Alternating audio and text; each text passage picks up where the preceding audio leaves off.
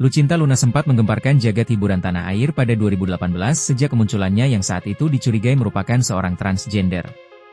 Kisah cinta sahabat Nikita Mirzani pun ramai dibahas, salah satunya dengan mantan kekasih Lucinta Luna, Abbas atau yang dikenal sebagai Asgris. Akan tetapi, meskipun Abbas sempat menemani Lucinta Luna di tengah kasus narkoba yang menjeratnya, hubungan mereka tak berjalan lama. Dikutip dari Gri.id, kisah cinta Lucinta Luna dengan Abbas yang diduga merupakan seorang wanita itu kandas setelah beberapa waktu bersama. Sosok Abbas sendiri juga mencuri perhatian publik.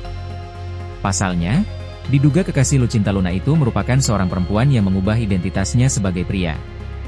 Lama tak terdengar kabarnya, Abbas mantan kekasih Lucinta Luna kini sudah memiliki pendamping, yaitu seorang wanita bernama JJ. Bahkan, Abbas juga diketahui memiliki seorang anak perempuan. Tak diketahui secara pasti, apakah anak bernama Elmera itu merupakan anak biologis Abbas atau bukan.